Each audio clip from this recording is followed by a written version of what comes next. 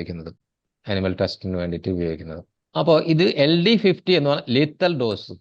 Dose എന്ന് പറഞ്ഞാൽ ഓറലായിട്ട് കൊടുക്കുന്നതിനാണ് dose എന്ന് പറയുന്നത്. അപ്പോൾ LD ലിത്തൽ ഡോസ്, മരണകാരകമാവാവുന്ന ഡോസ് എന്ന് പറയുന്നത് 50 ഒരു 50 എലികളെ പിടിച്ചൊരു പാത്രത്തിൽ അടച്ചു. 50 അല്ല, 100 എലികൾ, സോറി, 100 എലികളെ പിടിച്ചിട്ട് അടച്ചിട്ട് അതിൽ 50ഓളം എലികളെ കൊല്ലാൻ ആവശ്യമായ ക്വാണ്ടിറ്റീനെയാണ് നമ്മൾ LD50 എന്ന് പറയുന്നത്. ഇനി അടുത്ത് നോക്കിയേ, ഇൻഹാലേഷൻ ടോക്സിസിറ്റി LC50 എന്തായിരിക്കും? Lethal concentration. കോൺസെൻട്രേഷൻ എന്ന് പറഞ്ഞാൽ എന്തായിരിക്കും? ആ സെയിം കോൺസെപ്റ്റിൽ ഒന്ന് പറഞ്ഞു നോക്കിയേ. ഡയലൂട്ട് ചെയ്യാതെ 100 റാബിറ്റിനെ ഒരു കൂട്ടിലടച്ചിട്ട്, ഇവിടെ ഡോസ് അല്ല, കോൺസെൻട്രേഷൻ ആണ്, എയറിലുള്ള കോൺസെൻട്രേഷൻ ആണ്. അപ്പോൾ 50 എലികളെ കൊല്ലാൻ വേണ്ടുന്ന അത്രയ്ക്കും ഉള്ള കോൺസെൻട്രേഷൻ ആണ്, ലിത്തൽ കോൺസെൻട്രേഷൻ ആണ് LC50 എന്ന് പറയുന്നത്. ഓക്കെ, അപ്പൊ അത് മനസ്സിലായില്ലേ? ഇതൊക്കെ നമുക്ക് സ്ഥിരമായിട്ട് കാണാം. ഇനി LD50 ഇതാണ്ടോ, ചില മത്സ്യങ്ങളിലും പരീക്ഷിച്ചിട്ടുണ്ട്. അത് നോക്കണം നമ്മൾ. കടലിലേക്ക് ഒഴുക്കി വിടുന്നതാണ്. ഇപ്പൊ ഈ പല പ്ലാന്റുകളിൽ നമ്മുടെ നാട്ടിലൊക്കെ കണ്ടിട്ടില്ലേ, നദികളിലേക്കൊക്കെ കെമിക്കൽസ് ഒഴുക്കി വിടുന്നു എന്ന് പറഞ്ഞിട്ട് പല സ്ഥലത്തും മത്സ്യങ്ങൾ കൂട്ടം കൂട്ടമായിട്ട് ചത്തുപൊങ്ങുന്നു. ഇതൊക്കെ ഇതിന്റെ ഒരു വശങ്ങളാണ്. ഇത് ഇന്നെ പോലെയൊക്കെ ഹാൻഡിൽ ചെയ്ത് ട്രീറ്റ് ചെയ്ത് ഡിസ്പോസ് ചെയ്തില്ലെങ്കിൽ വരാവുന്ന പ്രശ്നങ്ങളാണ്. ഇതൊക്കെ പഠിച്ചിട്ട് വേണം ഇതൊക്കെ ചെയ്യണമെങ്കിൽ. അപ്പൊ ഇത് പല സ്ഥലത്തും അതിന്റെ വയലേഷൻസ് സംഭവിക്കുമ്പോഴാണ് ഇങ്ങനെയുള്ള പ്രശ്നങ്ങളൊക്കെ വരുന്നത്. ഈ വെള്ളം നാശാവുന്നതും മീനുകൾ ചത്തുപോകുന്നതൊക്കെ. ഗ്രേഡബിലിറ്റി ഇതൊന്നും അവൈലബിൾ അല്ല. ഇനി DSL transportation and distribution data not available എന്ന് കാണിക്കുന്നുണ്ട്. ഏത്? കുറച്ച് മുകളിലായിട്ട്. എവിടെയായിരുന്നു? അത് 12.4 മൊബിലിറ്റി അല്ലേ ഇതല്ലേ? ഡിസ്ട്രിബ്യൂഷൻ. എൻവയോൺമെന്റൽ കമ്പാർട്ട്മെന്റിൽ അത് നമ്മൾ ഭൂമിയിൽ എന്താ പറയാ, ഓരോ ലെയർ താഴെ ആയാലും മുകളിലായാലും എങ്ങനെയൊക്കെയാണ് അത് പോകുന്നതെന്ന് അറിയുന്നൊന്നും കൃത്യമായിട്ട് അതിൻ്റെ ഒരു മൂവ്മെന്റ് ഐഡന്റിഫൈഡ് അല്ല. പരിശോധിച്ച് നോക്കിയിട്ടില്ല. Data available. സാധാരണ ഇതെല്ലാം കവർ ആയിപ്പെടുന്നത് ആക്ച്വലി ഇതിന്റെ ശരിയായ നമ്മൾ ഉദ്ദേശിച്ച രീതിയിലുള്ള ട്രാൻസ്പോർട്ടേഷൻ ആണെങ്കിൽ DOT എന്ന് പറയുന്ന ഒരു ഇത് എന്താ പറയാ, ഒരു ലെജിസ്ലേഷനോ ഇതുണ്ട്. അത് പ്രകാരമാണ്, ഡിപ്പാർട്ട്മെന്റ് ഓഫ് ട്രാൻസ്പോർട്ടേഷൻ, അത് പ്രകാരമായിരിക്കുന്ന കെമിക്കൽസ് എല്ലാം ട്രാൻസ്പോർട്ട് ചെയ്യപ്പെടേണ്ടത്. ഒരു രാജ്യത്ത് നിന്ന് മറ്റൊരു രാജ്യത്തേക്കോ അല്ലെങ്കിൽ ഇന്റേണൽ ട്രാൻസ്പോർട്ടേഷനോ. നമുക്ക് വെറുതെ ചുമ്മാ ഒരു വെള്ളം ടാങ്കർ എടുത്തുകൊണ്ട് പോയിട്ട് പെട്രോൾ കൊണ്ടുവരാൻ പറ്റുമോ? നമ്മുടെ നാട്ടിൽ അനുവദിക്കുക? ഇല്ല. അത് ഒരു വയലേഷനാണ്. അപ്പൊ ഇതിൽ കുറച്ച് ഇത് നിങ്ങൾക്ക് ചെറിയ പ്രാക്ടീസും കൂടിയാണ്. ഇപ്പൊ ADR ആക്ച്വലി ഇതിനകത്തുണ്ടെങ്കിൽ തന്നെ നിങ്ങൾ ഈ MSDS നോക്കേണ്ടത് മുകളിൽ നിന്ന് ഓരോന്നോരോന്നായിട്ട് നോക്കി വരിക. എന്നിട്ട് ഇതിൽ കുറെ അക്രോണിയംസ് കിടന്നുണ്ടാവും. ADR, ADN, അതുപോലെ RID, അയാട്ട ചിലപ്പോൾ നിങ്ങൾക്ക് കുറച്ച് പരിചയം ഉണ്ടാവും. അപ്പൊ ഇതെല്ലാം നമ്മൾ ഗൂഗിൾ ചെയ്ത് പരിശോധിക്കാൻ നോക്കുക. എന്നിട്ട് അതൊക്കെ നോട്ടിൽ എഴുതി വെക്കുക. നമുക്ക് ഈ വിത്തിൻ ഓർഗനൈസേഷൻ ഈ കെമിക്കൽസ് ട്രാൻസ്പോർട്ട് ചെയ്യുന്നതിനെ കുറിച്ച് ഏതെങ്കിലും റെഫറൻസ് നമുക്ക് കിട്ടുമോ? അതിപ്പോ US അല്ലെങ്കിൽ പല രാജ്യങ്ങളിലും നമ്മുടെ ഇന്റേണൽ ആയിട്ടുള്ള ചില നിയമങ്ങളുണ്ട്. എന്ത് കെമിക്കൽസും ട്രാൻസ്പോർട്ട് ചെയ്യപ്പെടാൻ ഒരു സ്ഥലത്ത് അങ്ങോട്ടും ഇങ്ങോട്ടും മാറണമെങ്കിൽ അതൊരു മോഡ് ഓഫ് ട്രാൻസ്പോർട്ടേഷൻ ആണ്. അപ്പൊ അതിന് അവിടുത്തെ ഒരു ഗൈഡ് ലൈൻ ഉണ്ടാവും. അത് പ്രകാരം ചെയ്യാൻ പാടുള്ളൂ നമ്മൾ ഇന്റേണൽ ആണെങ്കിൽ തന്നെ. ചിലപ്പോൾ സൈറ്റില് എന്ത് പറഞ്ഞു ഹോസ്പിറ്റൽസിലൊക്കെ നമുക്കിപ്പം സ്റ്റോർ ചെയ്യുന്ന വേറെ ഏതെങ്കിലും ലാബിലോട്ടോ അല്ലെങ്കിൽ വേറെ ഏതെങ്കിലും നഴ്സിംഗ് സ്റ്റേഷൻ അങ്ങനെയൊക്കെ കൊണ്ടുപോകുമ്പോൾ നമുക്ക് നോർമലി നമുക്ക് ട്രോളിയിലൊക്കെ വെച്ച് കൊണ്ടുപോകാൻ പറ്റില്ലല്ലോ. അപ്പൊ അതിന് എന്തെങ്കിലും ഗൈഡ് ലൈൻസ് അങ്ങനെ എന്തെങ്കിലും റെഫർ ചെയ്യാൻ പറ്റും? കോവിഡ് വൈറസിന്റെ സ്വാബ് എടുത്തിട്ട് നമുക്ക് അങ്ങനെ ഈസി ആയിട്ട് കയ്യിൽ പിടിച്ചിട്ട് പോകാൻ പറ്റുമോ? ഇല്ലല്ലേ. സോ സെർട്ടൻ പ്രിക്കോഷൻസ് നമ്മൾ ആ ഗൈഡ് ലൈൻ പറയുന്ന പോലെ ചെയ്തേ പറ്റും. ശരിക്കും എല്ലാ കെമിക്കൽസിനും ഉണ്ടാവും അങ്ങനെ. പലപ്പോഴും നമ്മളത് ബൈപ്പാസ് ചെയ്യാറുണ്ട് ചെറിയ ചെറിയ കാരണങ്ങളൊക്കെ വെച്ചുകൊണ്ട്. കോവിഡിനെ പിന്നെ നമുക്ക് കുറച്ച് ധൈര്യമൊക്കെ, നേരെ മറിച്ച് അതിനകത്ത് നിപ്പയാണെങ്കിലോ സോ അതിന്റെ സീൻ മാറും. അപ്പൊ ട്രാൻസ്പോർട്ടേഷൻ അതിൻ്റെ റിക്വയർമെന്റ്സ് എല്ലായിടത്തും ഉണ്ട്. എനിക്ക് തോന്നുന്നു നമ്മുടെ പ്ലാറ്റ്ഫോമിനകത്ത് ഹോസ്പിറ്റൽ സേഫ്റ്റിയുടെ ഇതുണ്ടോ? കിഷോർ ഇത് നോക്കിയായിരുന്നു. കിഷോർ നമ്മുടെ കോഴ്സിന്റെ മെറ്റീരിയൽസ് ഞാൻ അപ്ലോഡ് ചെയ്തിട്ടുള്ള പ്ലാറ്റ്ഫോമിൽ ഹോസ്പിറ്റൽ സേഫ്റ്റിയിലും ഉണ്ട്. എനിക്ക് ഓർമ്മയില്ല, ഞാനല്ല ചെയ്യുന്നത്, വേറൊരു ടീമാണ് ഇത് ചെയ്യുന്നത്. റിസ്ക് അസസ്മെന്റ് എന്നും ഏ- പറഞ്ഞിട്ടുള്ള ആ ഇല്ല കോഴ്സിനകത്ത് സർ, ഇല്ലായിരുന്നു. ഹോസ്പിറ്റൽ സേഫ്റ്റി നോക്കിയായിരുന്നോ? ആ, ഇല്ല സർ, അതിനകത്ത് ഇല്ല സർ. അങ്ങനെ ഇല്ല. ഇല്ല. എൻ്റെ അടുത്ത് കാണണം കുറച്ച്. അപ്പം ഞാൻ അത് ആഡ് ചെയ്യാം കേട്ടോ, ഹോസ്പിറ്റൽ സേഫ്റ്റിയിലെ. ജനറിക് ആയിട്ട് നമ്മുടെ ലോക്കൽ ആയിട്ടുള്ളതാണ്, മീൻസ് അത് പ്യൂർലി ഇന്ത്യൻ ആണ്. അത് ഒരിക്കലും പുറത്തേക്ക് ഒരു സ്ഥലത്ത് നിന്ന് മറ്റു സ്ഥലത്തേക്ക് നമുക്കത് അപ്ലൈ ചെയ്യാൻ അതിൽ മാത്രം ചെയ്യുന്നതുകൊണ്ട് കുഴപ്പമില്ല. പക്ഷെ അത് മാത്രം റിലേ ചെയ്യരുത്, അതിൽ മാത്രം നമ്മൾ ഡിപ്പെൻഡ് ചെയ്ത് അവിടുത്തെ പുതിയ സ്ഥലത്ത് എവിടെ പോയാലും അവിടുത്തെ റിക്വയർമെൻറ്റുകൾ നമ്മൾ പരിഗണിക്കണം. നമുക്ക് റെഫറൻസുള്ള ഞാൻ മെറ്റീരിയൽസ് അതിൽ ഇൻക്ലൂഡ് ചെയ്യുന്നുണ്ട് ഓക്കെ. ഹോസ്പിറ്റൽ സേഫ്റ്റിയിൽ. അപ്പോൾ ഇത് ഞാൻ ഇങ്ങനെ ഈ ഓർഡറിൽ മുകളിൽ നിന്ന് താഴേക്ക് വരാൻ പറയാനുള്ള കാരണം ഇതിൻ്റെ അടിയിലൊക്കെ എക്രോണിയംസ് എക്സ്പാൻഡ് ചെയ്തിട്ടുണ്ട്. പക്ഷെ അത് നമ്മുടെ മനസ്സിൽ നിന്ന് പോകും നമ്മൾ വായിച്ചു നോക്കിയാലും. അപ്പോൾ നമ്മളിതൊന്ന് ചുമ്മാ എഴുതി നമ്മൾ കണ്ടുപിടിച്ച് എഴുതി കഴിഞ്ഞാൽ അത് അവിടെ തന്നെ നിൽക്കും. നമുക്ക് പിന്നെ അതിന് മീൻസ് അത് ഓർമ്മയിലുണ്ടാവും. ഓക്കെ. പിന്നെ ഇതാ ഉണ്ടോ, ഇതൊക്കെ എൻ്റെ അക്രോണിയംസ് മീൻസ് ഡെഫിനേഷൻസ് ആണ്, അബ്രിവിയേഷൻസ് ആണ് ഈ കെമിക്കൽസിനൊക്കെ ഉള്ളത്. ഇനി ചെറിയൊരു പോർഷൻ കൂടെ ഉള്ള, അതുകൂടെ നമുക്ക് കംപ്ലീറ്റ് ചെയ്യാം ആക്ച്വലി.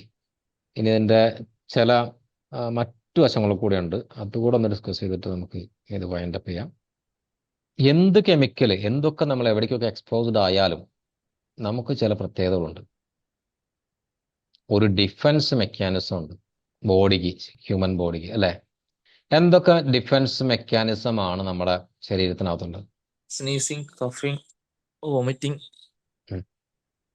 ഫീവർ ഉണ്ടാവും, ഉം. പിന്നെ ഡയറിയ. നേസൽ ഹെയർസ് ഒരു ഇതല്ലേ, ആ, മൂക്കിനകത്തുള്ള രോമങ്ങൾ, അതെ അതെ. മ്യൂക്കസ് അല്ലേ? ആ, ഇയർ വാക്സ്. പിന്നെ സ്കിൻ ഇറ്റ്സെൽഫ് ഒരു മെക്കാനിസം അല്ലേ? ആ, സ്വെറ്റിംഗ്. സ്കിൻ സ്വെറ്റിംഗ് അത് ചെയ്യുന്നതാണ്. പിന്നെ ഇതിനകത്തും കുറച്ചൊക്കെ കുറേ കൂടെ പോയി കഴിഞ്ഞാൽ ബോഡി ആക്ച്വലി ഒരു ബെസ്റ്റ് എഞ്ചിനീയറിംഗ് ആണ് ഹ്യൂമൻ ബോഡി എന്ന് പറയുന്നത്. ഇപ്പോൾ നമ്മൾ കുറേ കാലം സ്മോക്ക് ചെയ്തു, അല്ലെങ്കിൽ കുറേ കാലം പൊടി അടിച്ചു, ലങ്സിൽ ക്യാൻസർ വരുന്നു. അപ്പോൾ ഇത് തടയാൻ ബോഡിക്ക് എന്തെങ്കിലുമൊക്കെ മെക്കാനിസം ഉണ്ടാവും അല്ലേ? ആ, പക്ഷെ അതിനെ ഓവറൈഡ് ചെയ്യുമ്പോഴാണ്, അതിൻ്റെ കപ്പാസിറ്റിക്ക് മുകളിലോട്ട് പോകുമ്പോഴാണ് നമുക്ക് പ്രശ്നങ്ങൾ വരുന്നത്. സോ ഇത് ബ്ലഡ് സ്ട്രീമിലേക്ക് പോയാൽ പോലും അതിനെ കൂടി കൺസിഡർ ചെയ്യാവുന്ന, മീൻസ് അതിനെ കൂടി പ്രൊട്ടക്റ്റ് ചെയ്യാനുള്ള കുറച്ച് സംവിധാനങ്ങൾ ബ്ലഡിലുണ്ട്. അവിടെയുണ്ട് ചില പാത്തോജൻസ്, മൈക്രോ ഓർഗാനിസംസ്, ഈസോഫാഗസ് അല്ലെങ്കിൽ ഫാഗോസൈറ്റ്സ് എന്നൊക്കെ പറഞ്ഞിട്ട്. അതിൻ്റെ സ്പെല്ലിങ് എനിക്കൊരു ഓർമ്മയില്ല കേട്ടോ, ആണെന്ന് തോന്നുന്നു ആക്ച്വലി. ഇനി ഇപ്പം നമ്മൾ കുറച്ച് നേരത്തെ പറഞ്ഞു ഇതെങ്ങനെയാണ് ബ്ലഡിലേക്ക് കടക്കുന്നത്. ഇപ്പോൾ എൻഡോസൾഫാൻ അവിടെ സ്പ്രേ ചെയ്യല്ലേ ചെയ്തത്, ഇൻഹാലേഷൻ മുഖേനയാണ് അല്ലേ? അപ്പോൾ ഇൻഹാലേഷൻ മുഖേന അത് സംഭവം ചെയ്തിട്ട് പിന്നെ എങ്ങനെയാണത് ലങ്സിലേക്ക് പോയി, പിന്നെ അത് അടുത്ത തലമുറയെ വരെ ബാധിക്കുന്ന രീതിയിലേക്ക് എങ്ങനെയാണ് അവിടം വരെ എത്തിപ്പെട്ടത് എങ്ങനെയാണ്? അല്ലെങ്കിൽ സിലിക്ക ഡസ്റ്റ് പ്രശ്നമാണ്. ചിലപ്പോൾ മരത്തിൻ്റെ ഡസ്റ്റ് ചിലപ്പോൾ ക്യാൻസർ വരെ ഉണ്ടാകും. പക്ഷെ അത് എങ്ങനെയാണ് ഒരു ഓർഗനകത്തോട്ട് കയറി പോകുന്നത്? നേരെ ആ ഡസ്റ്റ് പോയിട്ട് നേരെ ലങ്സിലേക്കും അതുപോലെ ലിവറിലേക്കൊക്കെ കയറി പോവുകയാണ് ചെയ്യുന്നത്. ലങ്സിലേക്ക് ചിലപ്പോൾ കയറാം, പക്ഷെ എന്തെങ്കിലും ഐഡിയ ഉണ്ടോ? അപ്പം യൂഷ്വലി ഇത് എയർബോൺ കണ്ടാമിനൻസ് ഒക്കെ ആണെങ്കിൽ നമ്മൾ കുറച്ച് നേരത്തെ പറഞ്ഞതല്ലേ, നേസൽ ഹെയർ അതുപോലെ മ്യൂക്കസ്, ഈ ഡസ്റ്റ് പാർട്ടിക്കിൾസ് ഒക്കെയാണ് സാധാരണ പ്രശ്നക്കാരെങ്കിൽ അതൊക്കെ ചില സൈസ് ഉണ്ട്. ഒരു 100 മുതൽ 15 വരെയൊക്കെയുള്ള മൈക്രോൺ സൈസ് ഉള്ള ഡസ്റ്റ് പാർട്ടിക്കിൾ ആണെങ്കിൽ അതവിടെ തടയും, നേസൽ ഹെയർസ്. ഇനി ഒരു 5 മുതൽ 10 വരെ 5 to 10 സൈസുള്ള ഡസ്റ്റ് ആണെങ്കിൽ അടുത്ത എവിടെയായിരിക്കും തടയുന്നത്? മ്യൂക്കസ് അല്ലേ? ഇനി അതൊരു ചെറിയ സൈസുള്ള ഡസ്റ്റ് പാർട്ടിക്കിൾസ് ആണ്. ഈ മ്യൂക്കസ് തടയെന്ന് പറയുന്നത് നിങ്ങൾക്ക് വളരെ സിമ്പിൾ ആയിട്ടുള്ള എക്സാമ്പിൾ ആണ്. നമ്മൾ വലിയൊരു യാത്ര, ഇപ്പോൾ അങ്ങനെ ആൾക്കാർക്ക് കാര്യമായിട്ട് വരാൻ വഴിയില്ല, നല്ല ഹെൽമെറ്റും കാര്യങ്ങളൊക്കെ ഉള്ളതുകൊണ്ട്. പണ്ട് നമ്മൾ ഹെൽമെറ്റൊക്കെ ചെയ്യാതെ ഒരു 10-15 കിലോമീറ്റർ വണ്ടി ഓടിച്ച് വന്നു കഴിഞ്ഞാൽ നമ്മൾ മൂക്ക് ചീറ്റുക എന്ന് പറയത്തില്ലേ, അപ്പോൾ അതിനകത്ത് നല്ല കറുത്ത ഇതുപോലെ കാണും. മ്യൂക്കസ് കളക്ട് ചെയ്യുന്നതാണ് ആക്ച്വലി, ഡിഫൻസ് മെക്കാനിസം ആണ്. ഇനി അതും കടന്ന് അതിനേക്കാൾ ചെറിയ സൈസുള്ള ഡസ്റ്റ് പാർട്ടിക്കിൾസ് കടന്നു പോയാൽ അവർ ലങ്സിലേക്ക് എത്തും. അവരാണ് ലങ്സിലേക്ക് എത്തുന്നത്. നമുക്ക് ചുമയൊക്കെ വരാന്ന് പറയത്തില്ല. ലങ്സിലേക്ക് എത്തിക്കഴിഞ്ഞാൽ ലങ്സിന്റെ എന്താണ്, നമ്മൾ ഈ ഓക്സിജൻ ശ്വസിച്ചിട്ട് നമ്മൾ എന്താണ് ചെയ്യുന്നത്? നമ്മൾ മുഴുവൻ ഓക്സിജൻ ആണോ ശ്വസിക്കുന്നത്? അല്ല. എത്രത്തോളം ഓക്സിജൻ നമ്മൾ ശ്വസിക്കുന്നുണ്ട്? നമ്മുടെ അറ്റ്മോസ്ഫിയറിൽ എത്ര ശതമാനം ഓക്സിജൻ ഉണ്ട്? ഇന്റർവ്യൂവിൽ വരുന്ന ക്വസ്റ്റ്യൻ ആണ്. 21.5. 21.5 വരില്ലേ അരുൺ? 20.9 to 21. അതാണ് മോസ്റ്റ് കോമൺ ആണ്. അതിൽ മിക്കവാറും എല്ലായിടത്തും സെയിം ആയിരിക്കും. ഇനി ചില ഹൈ ആൾട്ടിറ്റ്യൂഡ് അല്ലെങ്കിൽ ലോവർ ഏരിയയിലൊക്കെയാണ് ചെറിയ മാറ്റങ്ങൾ ഉണ്ടാവുള്ളൂ. ഇതാണ് നേച്ചറിന്റെ സ്വഭാവം. നമ്മൾ ശ്വസിക്കുന്ന എന്താണ്? 100% ഓക്സിജൻ ആണോ? അല്ല, എയർ ആണ് നമ്മൾ ശ്വസിക്കുന്നത്, അല്ലേ? യെസ്. അതിനകത്ത് 21% ഓക്സിജൻ ഉണ്ടാവും. ബാക്കി എന്തൊക്കെയാണ്? മറ്റ് പല ഗ്യാസുകളും. അതിൽ 72% നൈട്രജൻ ആണ്. അപ്പൊ നമ്മൾ നിശ്വസിക്കുന്നത് എന്തായിരിക്കും അങ്ങനെയാണെങ്കിൽ? എക്സൈൽ ചെയ്യുന്നത് എന്താണ്? ഓക്സിജൻ അല്ലെങ്കിൽ എയർ ശ്വസിച്ച് പുറത്തു വിടുന്നതോ? Carbon dioxide. Carbon dioxide. Okay, പുറത്തു വിടുന്ന കാർബൺ ഡൈ ഓക്സൈഡ് ആണ്. കാർബൺ ഡൈ ഓക്സൈഡ് നമുക്ക് ശ്വസിക്കാൻ നല്ലതാണോ? ജീവൻ രക്ഷിക്കാൻ പറ്റും നമുക്ക് അത് മാത്രം ശ്വസിച്ച് കഴിഞ്ഞാൽ? നല്ലതാണോ യെസ്. പൊട്ടയാണോ കാർബൺ ഡൈ ഓക്സൈഡ്?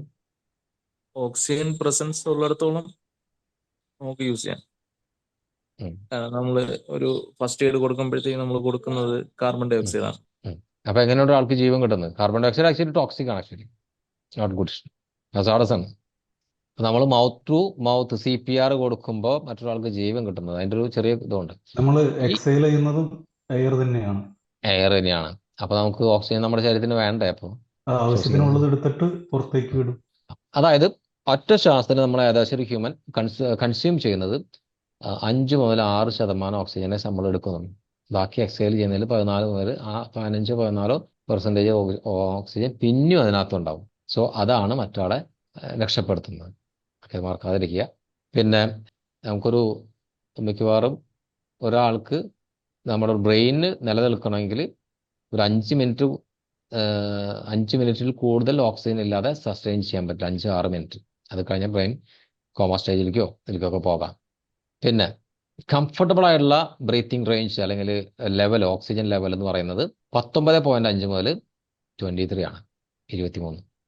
അതിൽ കൂടുതലായാലും പ്രശ്നമാണ്, കുറഞ്ഞാലും വലിയ പ്രശ്നമാണ്. അപ്പോൾ നമ്മൾ ഈ ശ്വസിക്കുന്ന ഓക്സിജനൊപ്പം ഈ ഡസ്റ്റ് പാർട്ടിക്കിൾസ് ലങ്സിലേക്ക് പോയി കഴിഞ്ഞാൽ ലങ്സിൽ നടക്കുന്ന ഫംഗ്ഷൻ എന്താണ്? ഈ ഓക്സിജനെ എല്ലാ ബോഡി പാർട്ടിലേക്ക് എത്തിക്കണ്ടേ? അതാരാണ് എത്തിക്കുന്നത്? Blood vessels. ബ്ലഡ്. അപ്പോൾ അവിടെ ചെറിയൊരു ഏജന്റ് ഉണ്ട്, ചെറിയൊരു ഏജൻസി തന്നെ ഉണ്ട്. അതായത് ഒരു എക്സ്ചേഞ്ച് ഉണ്ട് അവിടെ, ഒരു ഓക്സിജൻ എക്സ്ചേഞ്ച് റീജിയൻ എന്ന് പറയും, ആൽവിയോളിസ് എന്ന് പറയും. അവിടെയാണ് ഈ ഓക്സിജൻ ബ്ലഡിലേക്ക് പോയിട്ട് അതിൽ നിന്നുള്ള കണ്ടാമിനേറ്റഡ് ആയിട്ടുള്ള കാർബൺ ഡൈ ഓക്സൈഡ് എന്താണെങ്കിലും അത് തിരിച്ചു കൊണ്ടുവന്ന് നമ്മൾ എക്സൈൽ ചെയ്യുമ്പോൾ അതിലേക്ക് പുറത്ത്. വളരെ പെർഫെക്റ്റ് ആയിട്ടുള്ള ഒരു എഞ്ചിനീയറാണ് നമ്മുടെ ശരീരത്തിൽ നടന്നുകൊണ്ടിരിക്കുന്നത് എല്ലാ സമയത്തും. സോ ഈ നമ്മൾ ബ്ലഡിലേക്ക് എടുക്കുന്ന ഓക്സിജന്റെ ഒപ്പം തന്നെ ഈ പാർട്ടിക്കിൾസും കയറി ചെല്ലും. ഇവരാണ് ഈ കുറച്ച് നേരത്തെ നമ്മൾ പറഞ്ഞ കാർസിനോജൻ, മ്യൂട്ടേജൻ, റിപ്രോട്ടോക്സ് ഇങ്ങനെയുള്ള പ്രശ്നങ്ങളൊക്കെ ബോഡിയിൽ ഉണ്ടാക്കുന്നത്. അവരെല്ലായിടത്തും ചെല്ലും. പിന്നെ അവരവിടെ ചെന്ന് കഴിഞ്ഞാൽ അവരുടെ സ്വഭാവം കാണിക്കും. ഓർഗനോ അവരെ ടാർഗറ്റ് ചെയ്യുന്ന ആരാണോ അവരെ ആക്രമിക്കും. അല്ലെങ്കിൽ സിസ്റ്റം, ലിവറോ അല്ലെങ്കിൽ റെസ്പിറേറ്ററി സിസ്റ്റോ, ഇതിനൊക്കെ അവർ ആക്രമിക്കും. അപ്പം ഈ ഒരു 5-ന് താഴെയുള്ളതൊക്കെ ആണെങ്കിൽ അതങ്ങുള്ളിലേക്ക് കയറിപ്പോകും. എന്നാലും അവിടെയും ചെറിയൊരു സംഭവമുണ്ട്. നമുക്ക് ഒരുപാട് പൊടി അടിച്ച് കഴിഞ്ഞാൽ ചിലർക്കൊക്കെ ഇതുപോലെ ഛർദിലൊക്കെ വരാറുണ്ട്, അല്ലേ? വോമിറ്റിങ്. അതെ. കുറച്ച് കഴിഞ്ഞാൽ നമ്മൾ പറയും വയറൊരു സുഖമില്ല എന്നല്ലേ, കുറെ പൊടിയും അല്ലെങ്കിൽ ഇതൊക്കെ അടിച്ചു കഴിഞ്ഞാൽ. അതെ. അപ്പൊ ഇത് സംഭവിക്കുന്നത് ഇങ്ങനൊരു റിയാക്ഷൻ്റെ പ്രോസസ്സ് കൂടെ നടക്കുന്നുണ്ട്. ബ്ലഡിനകത്ത് കയറിയുള്ള ഹോസ്റ്റുകൾ എന്നാണ് നമ്മൾ പറയാം. ബ്ലഡിനകത്ത് കുറേ ജോലിക്കാരുണ്ട്. ഇവൻ നമ്മൾ കൈമുറിഞ്ഞു കഴിഞ്ഞാൽ ആ ഏരിയ മുഴുവൻ മൊത്തം വന്ന് എന്താ പറയുക, ക്ലോട്ട് ആവാനും കെട്ടിപ്പിടിക്കാനും വളരെ പെർഫെക്റ്റ് ആയിട്ട് ഡിസൈൻഡ് ആണ് ബോഡി എന്ന് പറയുന്നത്. അപ്പോൾ അതുപോലുള്ള കുറേ ആൾക്കാരുണ്ട്, ഈ ഫാഗോസൈറ്റോ അങ്ങനെയുള്ള ആൾക്കാരൊക്കെ. ഇവരൊക്കെ വന്ന് ഇതിനെ പൊതിയും. എന്നിട്ട് അതിനെ വീണ്ടും തിരിച്ച് പല രീതിയിലേക്ക് കൊണ്ടുവന്ന് നമ്മുടെ സിസ്റ്റം, ഡൈജസ്റ്റീവ് സിസ്റ്റത്തിലേക്ക് കൊണ്ടുവരും. നമുക്ക് എക്സ്റ്റേണൽ ആയിട്ടുള്ള ആ ടെൻഡൻസി ഉണ്ടാക്കും ഇങ്ങനെ പുറത്ത് കളയാനായിട്ട്. അതാണ് വോമിറ്റിംഗ് എന്ന് പറയുന്നത്. പല രീതിയിൽ, അല്ലെങ്കിൽ ചിലപ്പോൾ തുമ്മലായിട്ടോ ഒക്കെ പുറത്തോട്ട് കളയും. അപ്പം ബോഡിയിലെ ഇതെല്ലാം നാച്ചുറൽ ഡിഫൻസ് മെക്കാനിസം ആണ് നമ്മൾ ഈ പറഞ്ഞ കാര്യങ്ങളെല്ലാം. അപ്പം ഇവിടെ ഫെയിലിയേഴ്സ് വരുമ്പോഴാണ് ഈ കെമിക്കൽസ് എല്ലാം നമ്മുടെ ശരീരത്തിനകത്തോട്ട് കയറി കഴിഞ്ഞാൽ ഇതിനൊക്കെ ചില സൈസുകളുണ്ട്. അപ്പോൾ നമ്മളെല്ലാവരും അറിയാവുന്നൊരു കാര്യമാണ്. ഇതിൻ്റെ സൈസ് പറഞ്ഞപ്പോഴാണ് ഞാൻ അതുകൂടെ ഓർക്കുന്നത്. ഈ വാക്ക് എവിടെയെങ്കിലും കേട്ടിട്ടുണ്ടോ? മാസ്ക് അല്ലേ? മാസ്ക്. എന്താണ് N95 എന്ന് പറയുന്നത്? കൊറോണയുടെ സമയത്ത് നമ്മൾ എല്ലാവരും പറഞ്ഞതൊരു വാക്കാണ്, അല്ലേ? N95 mask. എന്താണ് N95 എന്ന് പറയുന്നത്? മാസ്കുകൾ സാധാരണ 3 വളരെ കോമൺ ആയിട്ടുള്ള മാസ്കുകളാണ്. N type, N type mask എന്ന് പറയുന്നത് എന്തായിരിക്കും അപ്പോൾ? Non resistant to oil, partially resistant oil, non resistant to oil. അത് ഓയിലിനെ വെച്ചിട്ടാണ് ഇതിനൊരു മീഡിയേറ്റ് എടുക്കുന്നത്. അപ്പോൾ കടത്തിവിടും. കടത്തിവിടാത്തതാണ് മീൻസ് എന്താ പറയുക, ഓയിലിനൊക്കെ കടത്തിവിടും സംഭവം.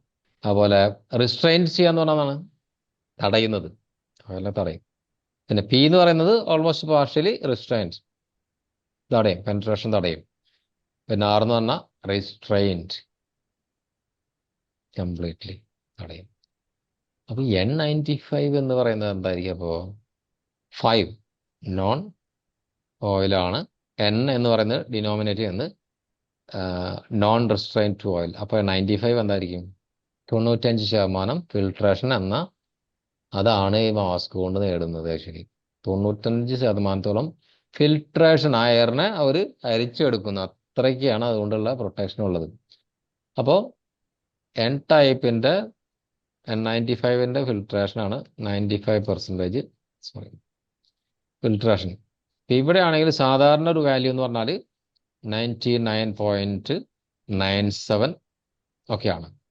ഇനി റിസ്ട്രെയിൻറ്റ് ആണെങ്കിൽ 99.999, എന്നാലും ചെറിയൊരു ഇതുണ്ട്.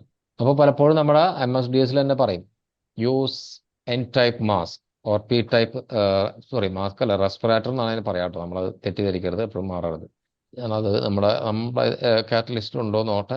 നമ്മൾ എയറോസോൾ മാസ്ക് ഒക്കെ എത്രയിൽ വരും? അത് പല പേരുകളുണ്ട്. ഇപ്പം ഈ ഇത് തന്നെ ആവണമെന്നില്ല, N ടൈപ്പ് P ടൈപ്പ് ആവണമെന്നില്ല. എയറോസോൾ എന്ന് പറഞ്ഞാൽ എന്താണ്? എയറോസോൾ എയർബോൺ കണ്ടാമിനന്റ് ആണ്. അപ്പോൾ നമ്മള് അതിന് കെമിക്കൽ ഫീൽഡൊക്കെ കൂടുതലും ആ ടൈപ്പ് അല്ലേ യൂസ് ചെയ്യുന്നത്? അല്ല, കെമിക്കൽ ഫീൽഡിൽ എല്ലാതും ഒരുപോലെ ആവണമെന്നില്ല. അതായത് ഈ റെസ്പിറേറ്ററിൽ തന്നെ സോറി, റെസ്പിറേറ്ററി പ്രൊട്ടക്ഷൻ തന്നെ 2 തരമുണ്ട്. ഒന്ന് റെസ്പിറേറ്റേഴ്സും ഉണ്ട്, അതുപോലെ തന്നെ അടുത്തത് അപ്പാരറ്റൂസും ഉണ്ട്. ഇപ്പം ഈ റെസ്പിറേറ്റർ അപ്പാരറ്റൂസും തമ്മിലുള്ള വ്യത്യാസം എന്താണ്? റെസ്പിറേറ്റർ എന്ന് പറയുമ്പോൾ അതിൽ തന്നെ ഇൻബിൽഡ് ആയിട്ട് നമുക്ക് ഫിൽട്ടർ ഉണ്ടാവും. അപ്പാരറ്റസ് എന്ന് പറയുമ്പോൾ എയർ ഫ്ലോ, ഇവിടെ ബ്രീത്തിങ് അപ്പാരറ്റസ് പോലെ. ശരിയാ, കറക്റ്റ് ആണ്. അതായത് ഫിൽട്രേഷൻ മാത്രമേ റെസ്പിറേറ്ററിൽ, മാസ്ക് നമ്മൾ അങ്ങനെ മാസ്ക് എന്നല്ല പറയുന്നത്, ഒരു കവർ ചെയ്യുന്നതാണ് മാസ്ക് എന്ന് പറയുന്നത്. റെസ്പിറേറ്റർ എന്ന് പറയുന്നത് ഫിൽട്ടർ ചെയ്യും, അതിനാണ് നമ്മൾ റെസ്പിറേറ്റർ എന്ന് പറയുന്നത്. അപ്പാരറ്റസ് എന്ന് പറഞ്ഞാൽ നമുക്ക് ഫ്രഷ് ബ്രീത്തബിൾ എയർ പ്രൊവൈഡ് ചെയ്യുന്നതിനെയാണ് നമുക്ക് അപ്പാരറ്റസ് എന്ന് പറയുന്നത്. അപ്പം അത് പലതും പല രീതിയിലായിരിക്കും ഡിസൈൻ ചെയ്യപ്പെട്ടിട്ടുള്ളത്. ചിലത് റെസ്പിറേറ്റർ ആണെങ്കിൽ FFP, ഫിൽറ്ററിങ് ഫേസ് പീസ്, അതുപോലെ FFP1, FFP2, FFP3 എന്നുള്ളത്. പിന്നെ ചിലത് കാട്രിഡ്ജ്, എന്താ പറയുക, കാട്രിഡ്ജ് ടൈപ്പ് റെസ്പിറേറ്റേഴ്സ് ഉണ്ട്. അത് ഓരോ കെമിക്കൽസിനും വ്യത്യാസം ഉണ്ടായിരിക്കും, അതിൻ്റെ പാർട്ടിക്കിൾ സൈസും ഇതിനൊക്കെ അനുസരിച്ചായിരിക്കും അത് ഡിസൈൻ ചെയ്യപ്പെട്ടിട്ടുള്ളത്. ഞാൻ പറഞ്ഞില്ല, നമ്മൾ മൈക്രോൺസ് എന്ന് പറഞ്ഞല്ലേ. അപ്പോൾ ഇതിൽ നമ്മൾ കാറ്റലിസ്റ്റിന് അവർ പറഞ്ഞല്ലോ P ടൈപ്പ് P3 മാസ്ക് ആണ് ആക്ച്വലി യൂസ് ചെയ്യാൻ പറഞ്ഞിട്ടുള്ളത്, റെസ്പിറേറ്ററി പ്രൊട്ടക്ഷൻ. അപ്പോൾ ഇതൊക്കെ നമ്മൾ കൺസിഡർ ചെയ്യണം ആക്ച്വലി, ഈ ഇതിൻ്റെ പ്രൊട്ടക്ഷൻ മെക്കാനിസം ഒക്കെ നോക്കുമ്പോൾ, പ്രത്യേകിച്ച് റെസ്പിറേറ്ററി പ്രൊട്ടക്ഷൻ ആണെങ്കിൽ. പിന്നെ സ്കിൻ പ്രൊട്ടക്ഷൻ ഉള്ളത്. അപ്പോൾ 1 മിനിറ്റ്. പിന്നെ ഇതിൻ്റെ ഇതുണ്ടല്ലോ, നമ്മുടെ കൺട്രോൾ മെഷർ ഒക്കെ പറയുമ്പോൾ ഇതിലൊക്കെ നോക്കിയിട്ട് വേണം നമ്മൾ പറയണമെങ്കിൽ കേട്ടോ. ഈ MSDS തന്നെ പറഞ്ഞിട്ടുണ്ട് ചില കൺട്രോൾ മെഷേഴ്സ്. ഇതിൽ പറഞ്ഞുള്ള ഒരു കാര്യത്തിന് റെസ്പിറേറ്ററി പ്രൊട്ടക്ഷൻ ആണെങ്കിലും അവർ പറയുന്നുണ്ട്, അതിൻ്റെ സ്റ്റാൻഡേർഡ് കൂടെ പറയുന്നുണ്ട്, മോഡൽ P3. എന്താണ് P3, അതുപോലെ അതിൻ്റെ സ്റ്റാൻഡേർഡ് ഇതിൽ എഴുതിയിട്ടുണ്ട്. ആ സ്റ്റാൻഡേർഡുകളൊക്കെ ഒന്ന് കയറി നോക്കാം, എങ്കിലും നമുക്കിത് ഡിറൈവ് ചെയ്യാൻ പറ്റുള്ളൂ. നമ്മൾ സെൽഫ് പ്രാക്ടീസും കൂടെ വേണം ഈ ഒരു പ്രോഗ്രാം നമുക്ക് നമ്മുടെ ബൈ ഹാൻഡ് ആവണമെങ്കിൽ. ഓക്കെ, പിന്നെ പറഞ്ഞു അരുണെന്ന് ചോദിക്കാമെന്ന് പറ്റുന്നു. അല്ലല്ല, ഓക്കെ, ഇനി അടുത്തത്, ഇനി നമുക്ക് ചെറിയ പ്രാക്ടീസാണ്. നമുക്ക് എത്രത്തോളം പ്രാക്ടീസ് എന്ന് പറഞ്ഞാൽ നിങ്ങൾക്ക് ചെയ്യാനുള്ളതാണ്, അത് ഞാൻ കാണിച്ചു തരാം. അപ്പോൾ അതൊന്ന് നിങ്ങൾ നാളേക്ക് ചെയ്താൽ മതി. ആക്ച്വലി ഇതൊരു വേർഡ് ഫോർമാറ്റിലാണ്, ഞാൻ നിങ്ങൾക്ക് ഗ്രൂപ്പിലിട്ട് തരാം. സ്ക്രീൻ ഷെയർ ആകുമ്പോൾ ഒന്ന് പറയണേ. ആയിട്ടുണ്ട്. ഓക്കെ, ഇതാണ് ഈ GHS പ്രകാരമുള്ള സാധാരണ. ഇത് കുറച്ച് ഔട്ട്ഡേറ്റഡ് ആണ്, മീൻസ് ഇത് ഫുള്ളി അപ്ഡേറ്റഡ് അല്ല. GHS പ്രകാരം എൻ്റെ കയ്യിലുണ്ടാകുന്ന ഒരു കളക്ഷനാണ്. അപ്പോൾ ഇത് ഈ MSDS നോക്കിയിട്ട് ഇത്ര ഇൻഫർമേഷൻസ് ഒക്കെ ഒന്ന് ഫില്ല് ചെയ്യുക. പിന്നെ ഇതിൽ തന്നെ MSDSനകത്ത് ഇതിൻ്റെ പ്രോപ്പർട്ടീസും പറഞ്ഞിട്ടുണ്ടായിരിക്കും. അപ്പോൾ നിങ്ങൾക്ക് വേണമെങ്കിൽ എഡിറ്റ് ചെയ്ത് ഇത് വേണമെങ്കിൽ ലിഫ്റ്റ് ചെയ്ത് കളയാം. ഇപ്പോൾ കൊറോസീവ് അല്ല എങ്കിൽ, കൊറോസീവിൻ്റെ അർത്ഥം എന്താണ്? കൊറോസീവ് എന്ന വാക്കുകൊണ്ട് ഉദ്ദേശിക്കുന്നത് എന്താണ് അർത്ഥം? കൊറോസീവ്, അത് മറന്നുപോയാ? ഉണ്ടാക്കുന്നു. കൊറോഷൻ ഉണ്ടാക്കുന്നത് അല്ലേ? കൊറോഷൻ എന്ന് പറഞ്ഞാൽ എന്താണ് അരുണ? അതിന്റെ ഒരു ഫിസിക്കൽ പ്രോപ്പർട്ടി ചേഞ്ച് ആവും. അത് പിന്നെ എന്താണ് ഇവിടെ ആളുടെ കൈ കൂടെ കാണിച്ചിട്ടുള്ളത്? ദ്രവിച്ചു പോവാന്നുള്ളതാണോ സാറേ? ആ, തുരുമ്പ് പിടിക്കുക വളർച്ച അല്ലേ? ശരിയാണ്. കെമിക്കൽ കോണ്ടാക്ട് വന്നിട്ട് അത് അപ്പൊ ഇവിടെ കൈ നമ്മൾ Photo- എന്താണ് കാണിക്കുന്നത്? കൈ കൂടെ കാണിച്ചിട്ടുണ്ട്, മെറ്റലും കാണിക്കുന്നുണ്ട്, കൈയും കാണിക്കുന്നുണ്ട്. ഉണ്ടോ ഈ കൊറോസീവ് എന്നുള്ള സ്ഥലത്ത്? വേറെ ഒന്നുമല്ല, കൊറോസീവ് മെറ്റീരിയൽ അല്ലെങ്കിൽ സബ്സ്റ്റൻസസ് എന്ന് പറയുന്നത് ലിവിങ് ടിഷ്യൂസിനെ, അത് പറയുമ്പോൾ ശ്രദ്ധിക്കണം, ലിവിങ് ടിഷ്യൂസ് എന്ന് പറയുന്നത് സ്കിന്നിന്റെ സ്വഭാവം കൂടെ നമുക്കൊന്ന് മനസ്സിലാക്കിയേ പറ്റൂ. സ്കിന്നിന് കുറെ 2-3 ലെയറുകളുണ്ട്. ടോപ്പിലുള്ളതെന്ന് പറഞ്ഞാൽ എപ്പിഡെർമിസ് ആണ്, അടിയിൽ